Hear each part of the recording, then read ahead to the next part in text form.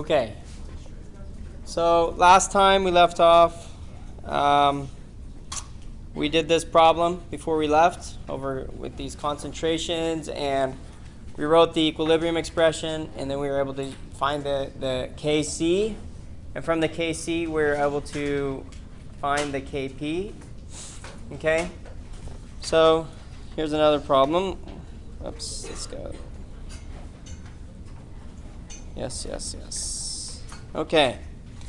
So the equilibrium constant Kp for this reaction is 158 at 1000 K. What is the equilibrium pressure of O2 if the partial pressure of NO2 equals this, 0.4 atmospheres, and the partial pressure of NO is 0.270 atmospheres? Okay. So the KEQ, the equilibrium constant, I guess I should say the Kc, be consistent with that. The Kc, okay, is equal to, the Kp, because we're dealing with pressure here. Okay, the Kp is equal to the concentration of the products, so the concentration of NO times the concentration of O2 divided by the concentration of NO2. Okay, am I finished? No. What else am I missing? I need to square NO and NO2, right? So NO squared and NO2 squared, because the coefficients are 2 in those cases. All right? So I have to square it. So I am going to use my coefficients as the orders of the reactants and products in this case. Okay, so what information are we given? Well, we're told that the Kp is 158. 158 is equal to the, and then what is the equilibrium if the pressure of NO2 is 0.4? So we know NO2 is 0.4 and NO is 0.270. So NO is 0.27 squared times x, because that's what we're looking for, and over N2, which is 0.40 squared. Okay? So now I can easily solve for the unknown, which is my x here. I simply need to take this, square it, multiply it into that, and then I need to square that and divide it by whatever that number comes out to be. Okay? And then I would get my answer. What are you guys finding for x? X is equal to what? 0.4 squared times 158. That moves this term up here. And then 0.27 squared, and divide it by whatever you get for this term. And when we're solving these, it's always products over reactants. It's always products over reactants.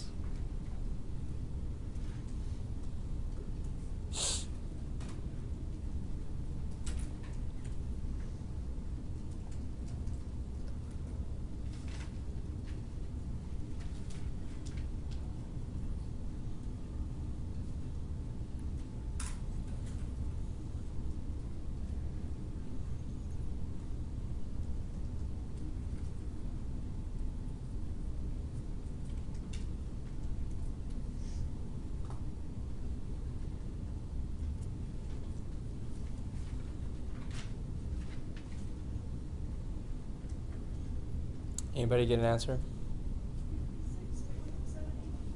Say it again. 346?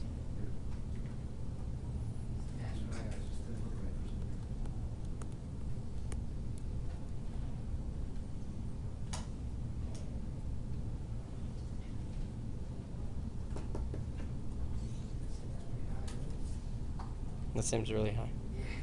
Why don't you check that? Say 0.27 squared times 346.78 divided by 0.4 squared.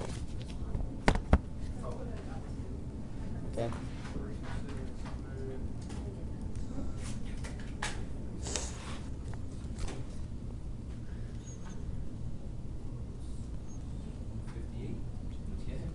Okay? All right. 347. Okay. Just seems a little out there that would be the pressure. But I guess you'd have to have a high pressure of VO2 to get that. All right. Okay.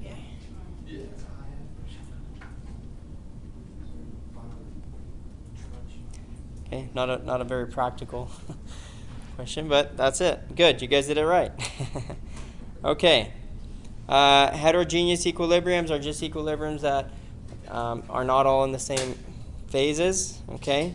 So here we have both solids, and as the calcium carbonate decomposes into calcium oxide and carbon dioxide, we create a gas, carbon dioxide gas. Okay. So it becomes that this is a heterogeneous, and the solid phases will not be included, right? So this is a very simple Kc. The Kc is equal to the concentration of CO2, because we eliminated both calcium carbonate and calcium oxide as parts of this reaction. Okay, so if we had written the Kc, it would look like this, but these do not count because they are constant. The concentration of those is constant. It's a solid. As the solid is being used up, it doesn't change concentration. Okay, so it's not included. So we get rid of it, and all we're left with is carbon dioxide. The Kc is equal to the concentration of carbon dioxide. That's it. And in this case,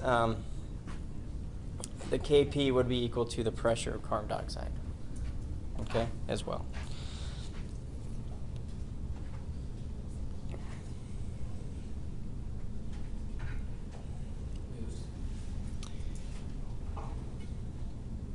Okay, so here we can see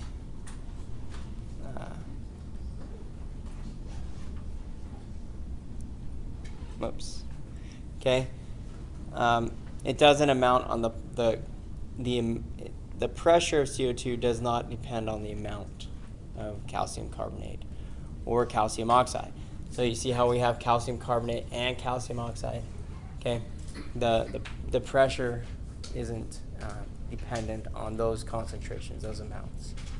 Okay, so if you have this one which has more calcium oxide versus calcium carbonate, or this one which has more calcium carbonate versus calcium oxide, the pressures would be the same. That's just for concentration, right? The total amount will be the same. Is that right? The pressure of the CO2 is the same in both Total cases. amount of solids. Like if you have more solid, obviously the pressure is going to be different, right? Because it says the amount of CO2. That's concentration in a fixed amount, right? The You know what I mean? the thing that will be constant is the pressure. No, it doesn't matter. Okay, so if once this pressure is the pressure it reaches at equilibrium, okay, then it is independent of how much there is here. This is what matters, the pressure that builds up here. Okay, once that pressure is there, it stops. Even if I add more and more and more of this, doesn't matter how much I add. This pressure will always be constant. Never changes. Because that is your Kp. The pressure of the carbon dioxide is the Kp of the reaction, or is the Kc of the reaction, and that will hold everything else constant, or will hold everything else in place. Once I have that pressure established, that's my equilibrium, and it won't change. So once that pressure is established, it will create solid product, or go back to solid if it needed to. Okay. So the only way I could change the amounts here after this pressure is built up is to release the carbon dioxide, and then it would continue to decompose. And if I wasn't holding the pressure constant, then eventually all the calcium carbonate would disappear.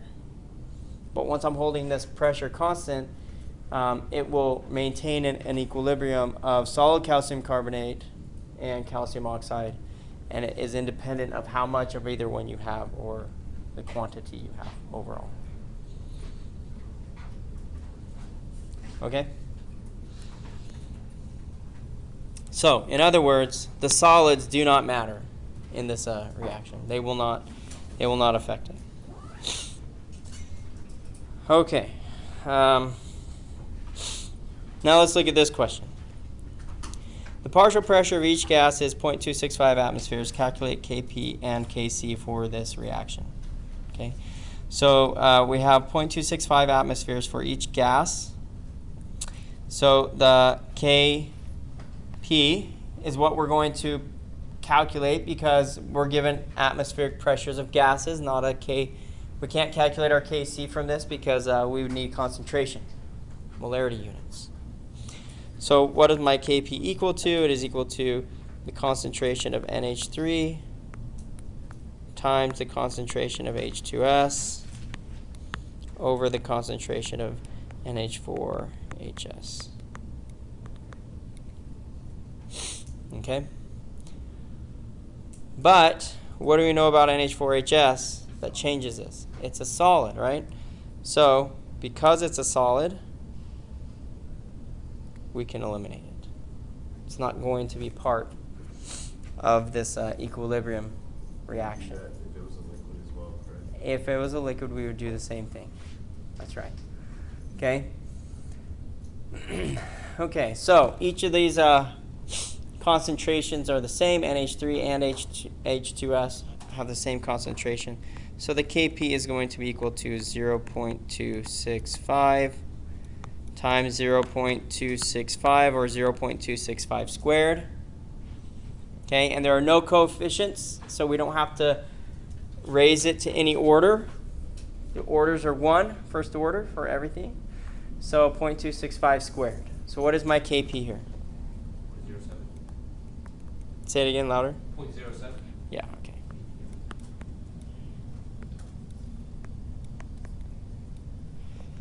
Okay, so that's how many atmosphere I have. Okay? And I'm not finished because they want me to do what? They want me to find a Kc. What do I do to find a Kc?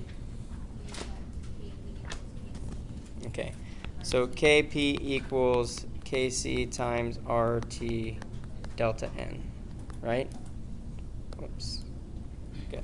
Why did you square 0.265 instead of 0.265 times 0.265 is 0.265 squared. That's all I meant by 2.9? I that. know, but I didn't get to see.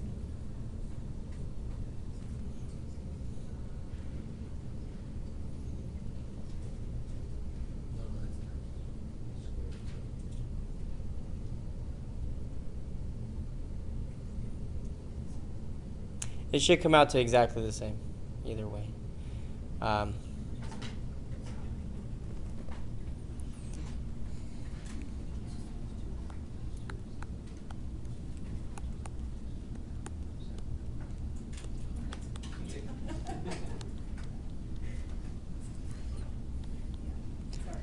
Okay, and our temperature is 295 Kelvin. Whoa, that's 295. Okay, and this whole term needs to be by delta N. What does the formula stand for? Delta for Kp equals Kc times RT. Delta N, which is the number of moles of gas.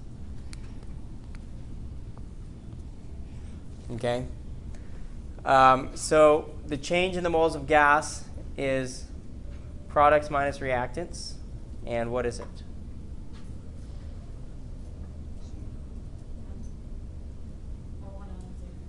2 minus 0, right? So it's 2. Is everybody following that? Nope. I see so many blank looks. Okay. Yeah, there's 2. How many moles of gas do I have over here on the product side? 2. How many moles of gas do I have over here? 0. So I have 2. So for delta N is final minus initial. So the final number are the products, the initial are the reactants. So that's 2 minus 0. So it would be squared. Okay? So RT squared, so X times RT squared. So 0.0821 times 295. And then I would square that term.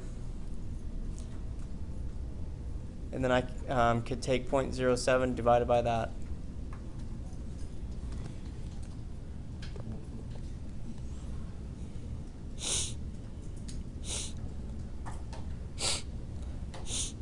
And So- where do you get the RT again? Where do I get RT? Or what does that mean? R equals the ideal gas constant, which is 0.0821 liter atmosphere Kelvin moles.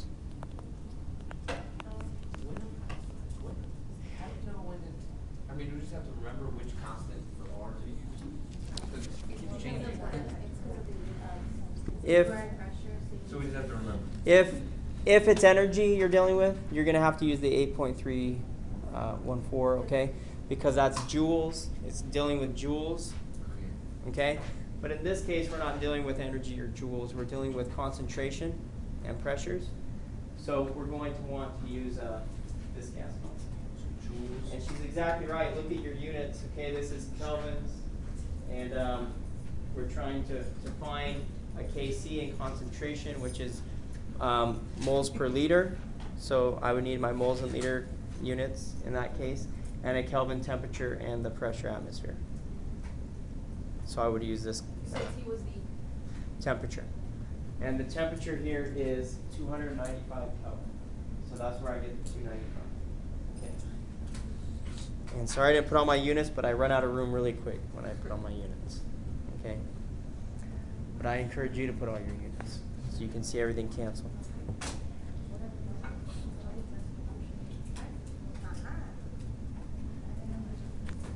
Okay, so what are you finding for your Kc?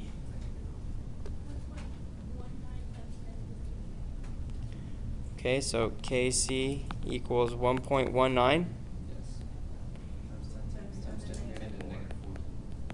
All right. Okay. Calculate your Kp, Kc. We did that. Good. 0.0702. Awesome. Okay. Equals 2. Oops. Yep. Okay. Great job.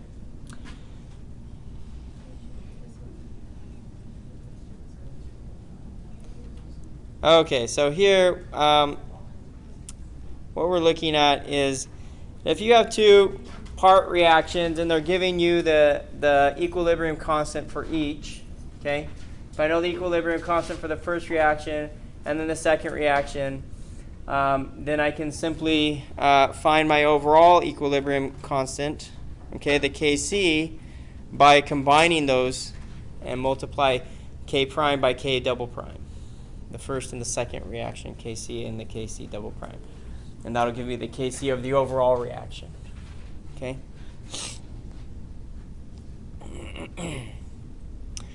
Okay. And that is something you might have to do every once in a while to find your overall Kc for the reaction. But it's very uncomplicated. It's just you have those two, you multiply them together. Okay, so here we're given the Kc for this reaction. We're given, okay. But what happens if I reverse it? So you see, if I have N2O4 goes to NO2, right? Then I would write the reaction, the equilibrium expression this way, NO2 squared over N2O4. But if I write it the other way, if I write the reaction the other way, then I simply switch everything, right? Now the NO2 is on bottom, and the N2O4 is on top. So what if I was given this, but all my data was given for this? Well, to find my K for this reaction, I would simply have to take the reciprocal of this number. Okay? And that's it. That's just the going in the reverse direction. I just simply take the reciprocal, which means I set everything up the opposite way. Okay? And so it becomes a simple procedure that if I'm given 216 as the K for the reaction of 2NO2 to N2O4, but I'm doing a problem with this reaction, N2O4 gives me 2NO2, then I can easily find my equilibrium expression for this reaction by simply taking the reciprocal of it. Okay? Or vice versa. Either way. So if you need the K for that reaction and they gave you the K for the reverse reaction, then you know how to get the K for the reaction that you're doing. You just simply take the reciprocal.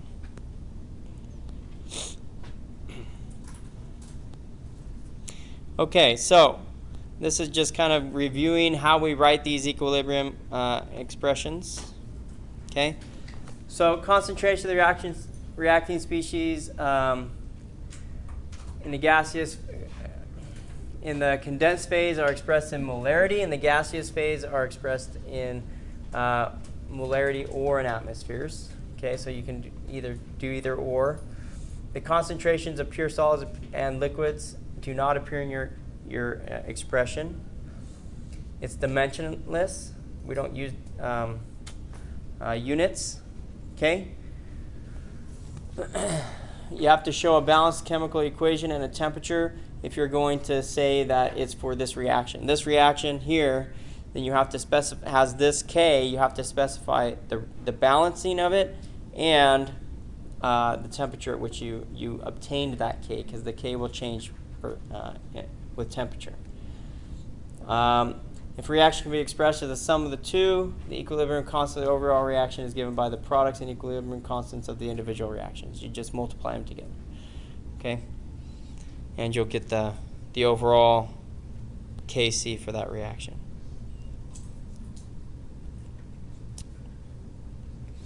Okay. Now this is where we get into solving for a specific, for the concentration of the reacting species at equilibrium without being given the concentrations again. Okay? And this is where it gets really fun. Okay. And what we do here, we're going to use a lot. A lot. We're going to do this a lot. So you got to really understand this. The other chapters are really going to be based off of this. Okay, so we know how to write a Kc. It's products over reactants raised to their coefficients. Okay. Yes. So let's just get to an example here. Okay.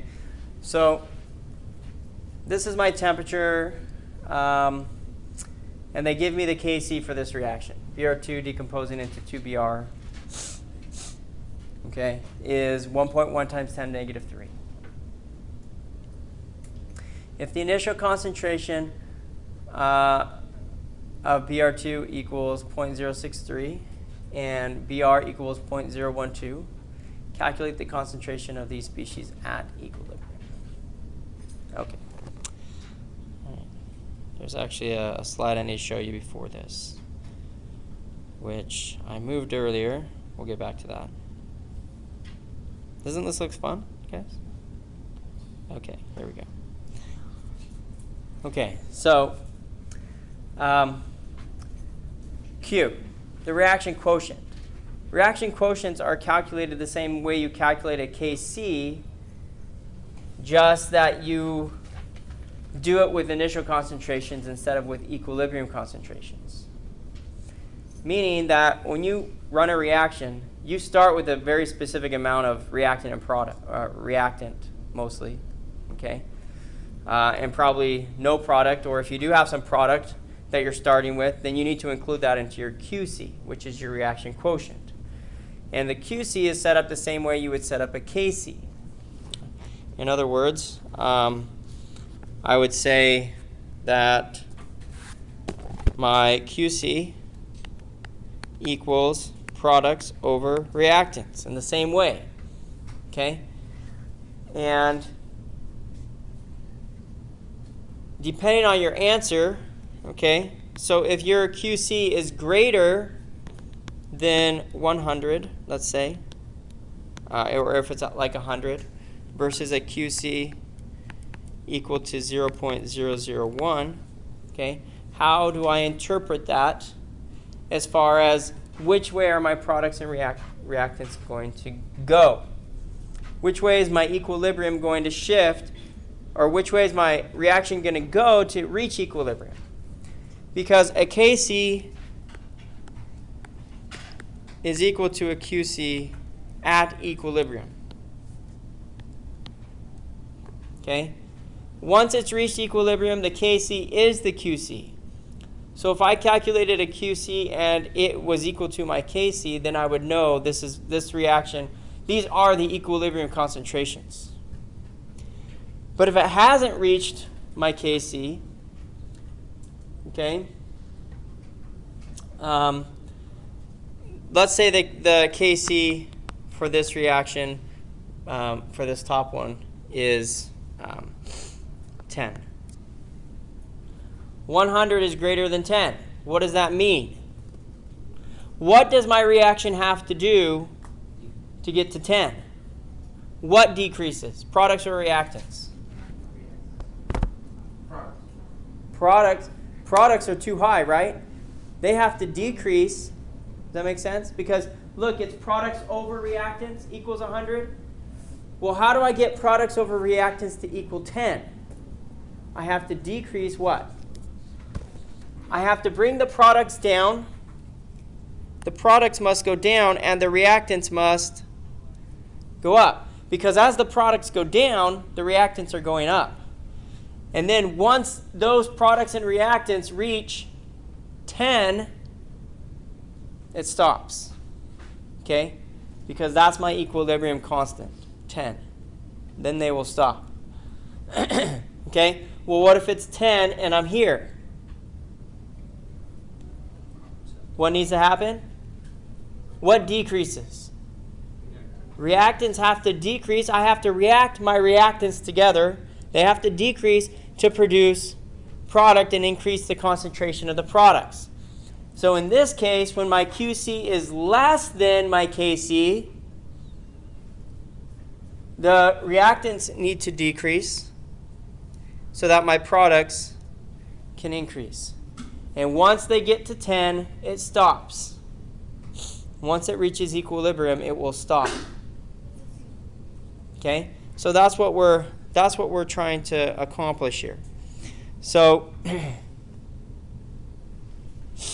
when I'm looking at this, okay, if my QC is greater than my Kc, the system proceeds from right to left to reach equilibrium. If my QC is less than my Kc, the system proceeds from left to right to reach equilibrium. So left is the reactants, right is products. Products to reactants, okay? Just like you guys described to me. So you could try to memorize that, or just think of it how you just did it. What needs to decrease, what needs to increase, so that those numbers can get to be the same. Okay? That's a better way of trying to learn it than just trying to memorize this. Okay, now let's go back to our fun little question over here.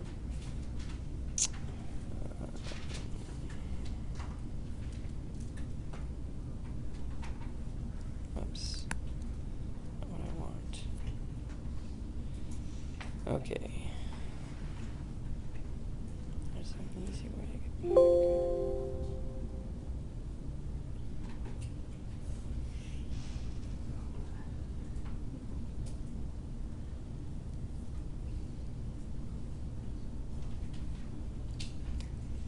Okay.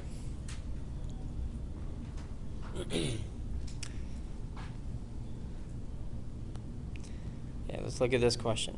So now that I know what a QC is, I can use that to determine which way this is going to shift, because these are the initial concentrations, right? They're the initial concentrations. So if the initial concentrations are 0.063 and 0.012, calculate the concentration of these species at equilibrium. What will they be at equilibrium? Okay, well, I have a Kc. My Kc is equal to 1.1 times 10 to the negative 3. My Qc is equal to products over reactants, which is Br squared over Br2. And Br is 0.012 squared over Br2, which is 0.063 on the bottom. Okay, so what is my QC?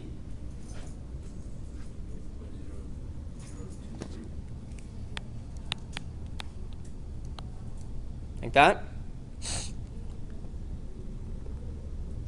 Did I hear it right? Is that what you said? Yes. Okay. 0.0023.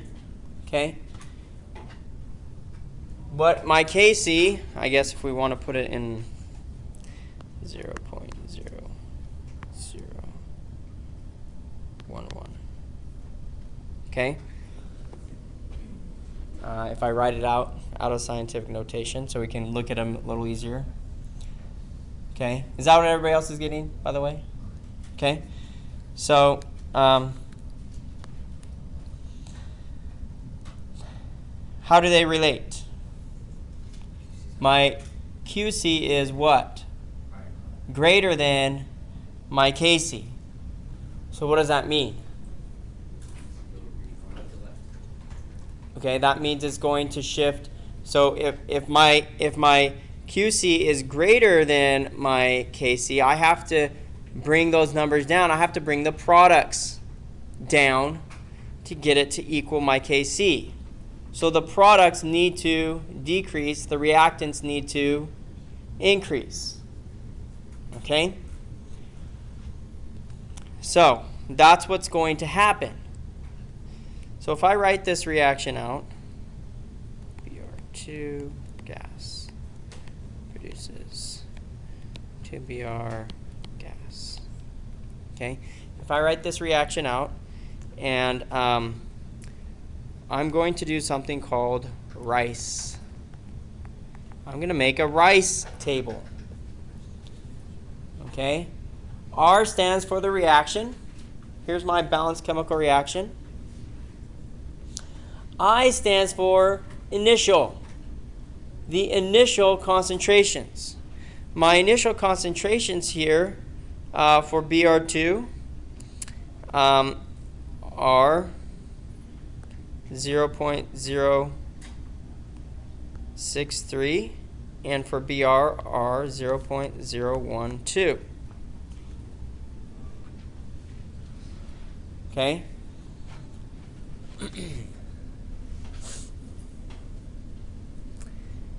Now C stands for change.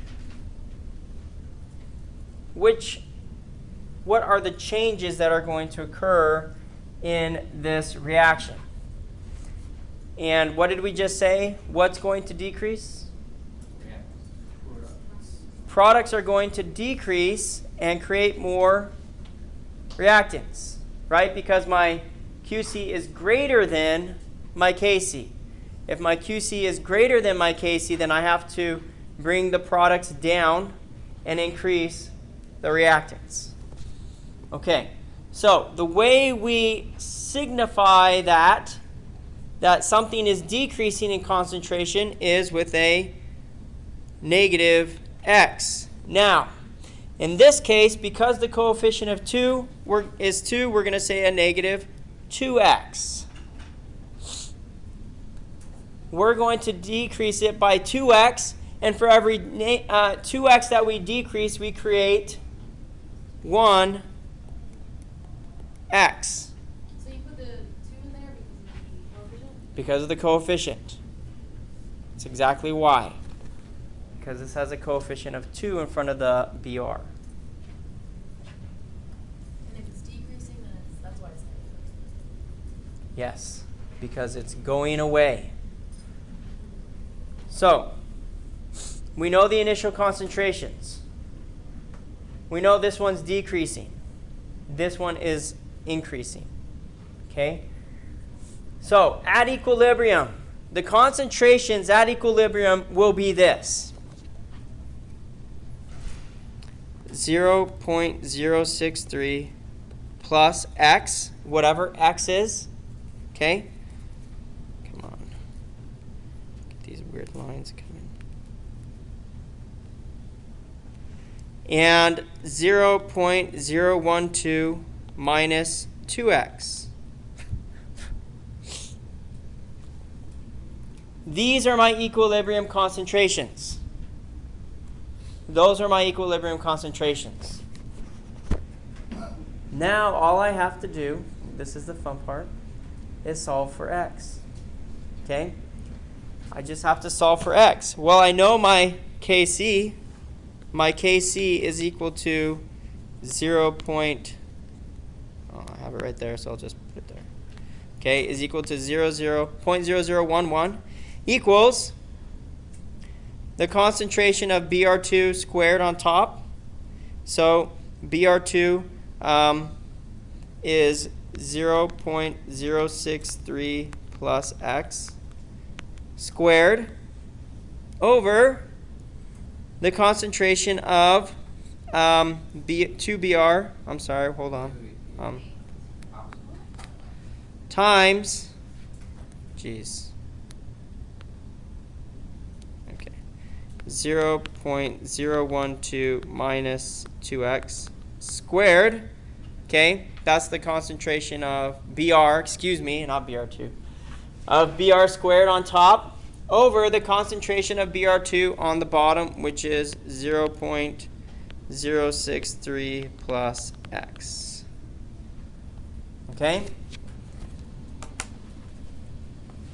So there's only one variable. I need to solve for it.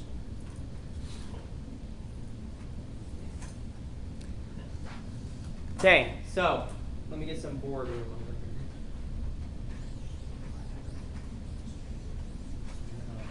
I'm going to do it on the board because then it doesn't get video. Okay, I guess we'll do it on another page.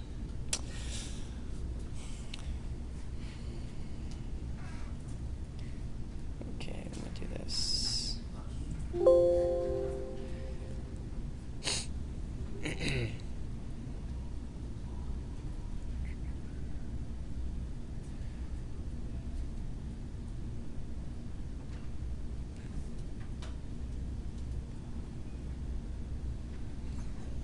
Okay, so we want to, just going to go through what we just did, okay? We want to solve for that Kc, okay? So 0.011 equals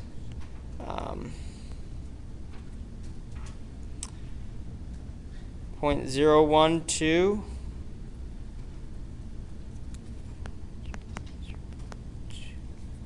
minus x, 2x squared over 0.063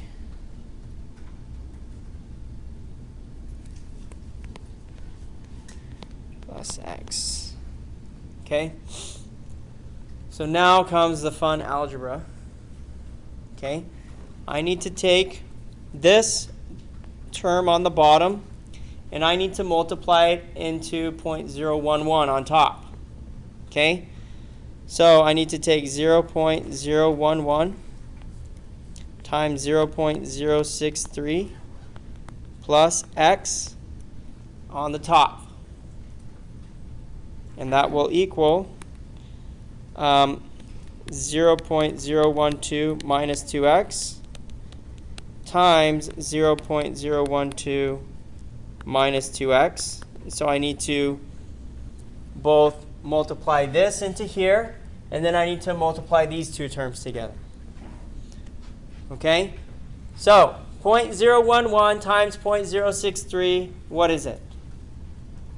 Who has that for me? We'll take this one step at a time. We'll do it slow. 0.011 times 0.063. 6.93 times 10 to the negative 5. Okay? Plus 0.011x, right? Because this gets multiplied into both of those terms. Isn't it 0.001? Yeah. Oh, did I miss a 0 when I was Okay, sorry. Did you put that 0 in? Okay, so we're okay now? 0.0. Oh, so you just wrote it on the bottom. I just had written it wrong up here as 0.011 instead of 0.0011. Are we okay right now? No, the bottom equation you're also missing the same sort. Oh, you're right. Okay. Thank you. Okay, now we're okay. Okay, good. Thank you. Okay, so that's my first side. Now I need to do this side. So we're going to take 0.012 and multiply it into 0.012. What is that? Say it loud, guys. 0.14? Oh, no, 1.1. 1.4. Oh, okay, got it. 1.4 times 10 to the negative 4. Okay. Hopefully I don't run it. And then I'm going to say 0.012 times negative 2x. What does that become?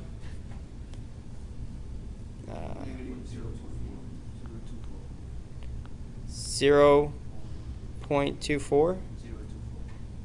0.24x. Okay, and I'm running out of room. And then that's going to be the same for this. Okay, so it's going to be another term of negative 0. Let's just simplify that then. What does that become? Those two. 0.048x. Okay, and then this will be negative 2x times negative 2x plus 4x, plus 4x, write it clearly, plus 4x squared. Okay? All right. So now we have everything kind of simplified. We need to rearrange this so that one side equals 0. Okay? We want to set this equation equal to 0 because when we do that, we can solve for x using the quadratic equation. Why do I have to use the quadratic equation? Because I have an x squared, right? I have an x squared. That means to get rid of an x squared, I'm going to have to use the quadratic equation to do it. Okay? All right. So we want to either move everything on this side over here or everything over here over here. It doesn't matter which way you do it. Okay? Let's just go ahead and move these terms over to this side and set this side equal to 0. Okay? So 0 equals. Now, we want to set this up in an ABC format, in a quadratic equation format. X squared bx plus c. Okay? So ax squared plus bx plus c. This is the quadratic format. Equals 0. So we have one x squared term, 4x squared. It's a positive term, so I have a positive 4x squared here. Okay? And here are my x terms. Here and here. I'm going to take this term, and to move it over here, I need to subtract it. 0.0011x subtracted from so do this, 0.048 minus 0.0011. Negative, thank you, yes. A negative 0.048 minus at 0.0011.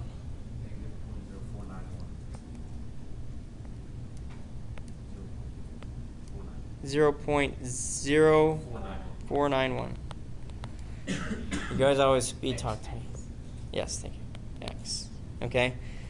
Now, I need to, now these are the terms that are not x's, okay, with no x's in them. So I need to, I'm moving this one over here to this side.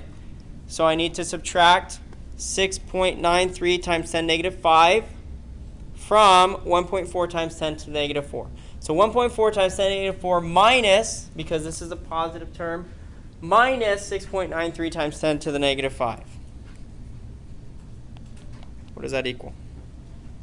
7.47 times 10 to the negative 50.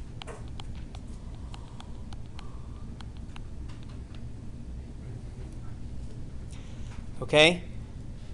And this is the format that I wanted in. Equals 0. Okay. Now to solve this, to solve for x, I need to use a quadratic equation. Okay?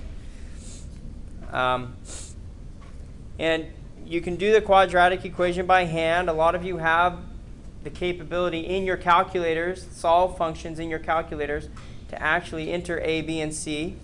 If I was going to do it in my calculator, what would I enter for a? 4. A positive 4. What would I enter for b? Negative 0.0491. Negative 0.0491. What would I enter for c? Positive 7.47 times 10 to the negative 5. Okay? So if your calculator has that function, then that's how you'll enter it. Okay? If you don't have that function, then you can always solve using the quadratic equation. Okay? Which would be on your reference material. That is something that I would provide for you. Okay? And right now I can't. Negative b plus or minus Richard, square can root of you b pull it out of your head? I can't pull it on my head right now. Negative b plus or minus square root. Is it negative b? It is. Negative b plus or minus the square root of b squared minus 4ac minus 4ac. b squared. That's 4 minus 4ac. That's right. Okay. Whole thing. Whole thing over 2a. This whole thing. Oh yeah, that's equal to. Okay. All right. So you can use this. I also provide on the tests a quadratic solver if you don't have the function in your calculator. Okay? You need that? Sure? You don't want... I know this equation looks kind of crazy, but actually once you start doing it, it's not a big deal. It's not that bad at all. Because I mean, here you have a, right? Here you have a, you just plug all the numbers in and you just solve for it. And it actually ends up not being that bad. Okay? A lot of people are worried about it, but go ahead. Those of you that don't have the quadratic solver on your calculator, go ahead and solve for x using this. Okay? So remember here, you have a plus or minus term, right? That means you're going to get two answers. One of them, you're going to take negative b and add this. The other one, you're going to, Yeah. wait, this whole thing's over 2a? Yeah. So subtract it and then divide it by 2. Oh, subtract it and then divide it by 2a. Okay, thank you. So you're gonna take this square root term and add it to negative b, or you're gonna take this square root term and subtract it from negative b. Okay, divide by 2a, and you're gonna get two answers. How do you know which one's the right answer? Well, one of them will be impossible, and the other one is your right answer, the one that actually works. Okay, so let's kind of look at how that is. Okay, can I move on from here? Are you guys okay with that? Okay.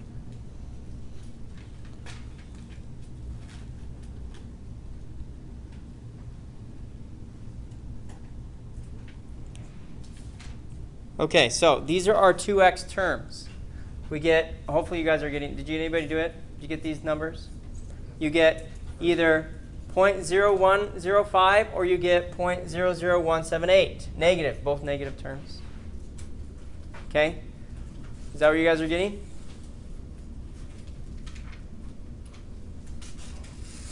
I see a lot of concern. Well, we didn't, We get negative. we're not positive, but I'm looking over here. You used negative x and positive 2x. We used positive x, negative 2x. Oh, right.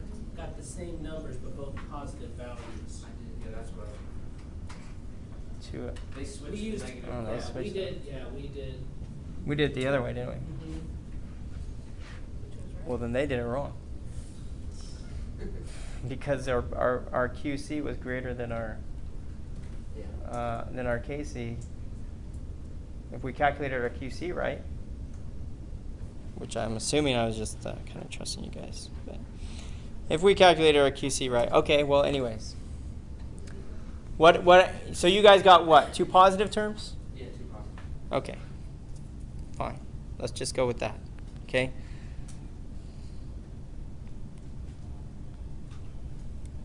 Minus 2x. Okay. All right. So we want to consider which one of these is the correct answer. Okay. So x is either 0.0105 or it's 0.00178. Okay? And they're both positive terms. Okay? So here, let's see.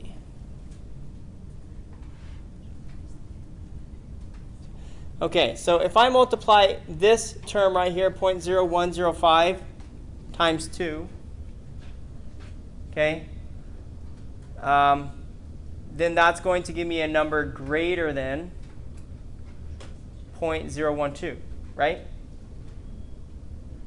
Does anybody agree with me on that? Mhm. Yes? Okay. So, can I subtract this number from 0.012? 2x. I would get a what? I would get a negative number, right? Right. I can't do that. That's impossible to get a negative concentration. Okay? So that's how I eliminate that term. That term's incorrect. It cannot be the correct term because it's impossible. It's an impossible term. The only one that could be possible is this one. That's the one that actually could work. So 1 is always impossible. One of them's impossible. It's always negative. One of them's ludicrous, and the other one works. It's the one that's negative, right? Well, some. No, not necessarily. No, no. It's actually the minus answer. You have to actually plug it in. You shouldn't get a negative equilibrium concentration. Okay, so So whichever one. 0.012. Equilibrium concentration. What's 0.0105 squared? Or times 2. I'm sorry, not squared, but times 2. When we put that in there. 0. Yes, 0.0105 times 2. 0.021. That would actually be less. Okay, 0.012 minus 0.021. It only occurs. What is that? Negative 0.009.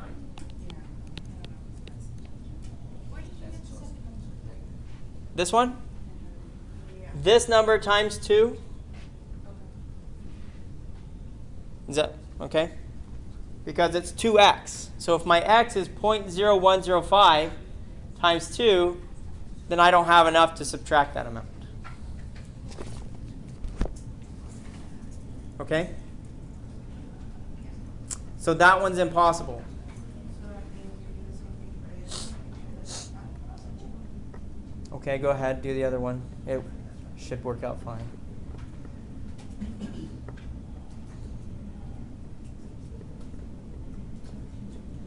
We're okay? All right. So that one works. So because that one works, that has to be the true answer. The other one cannot work. Okay? You're always going to have one that doesn't, one that does. You need to choose the one that works. That's going to be the real answer.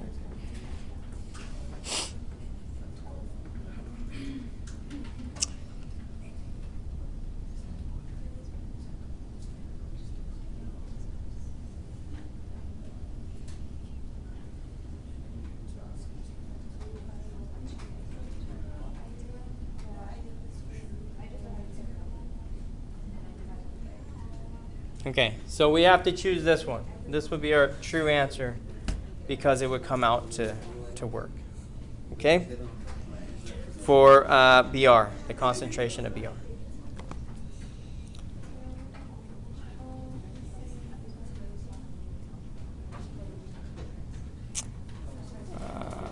Okay, I think we already did that.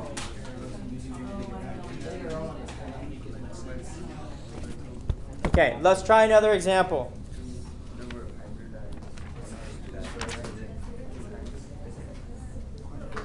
Or actually, you know what? Let's take a 10-minute break, and then we'll come back and do an example.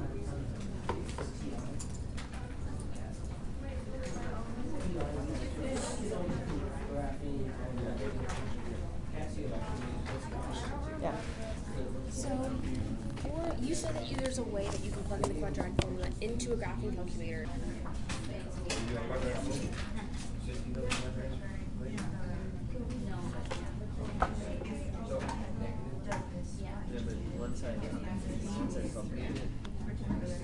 Yeah.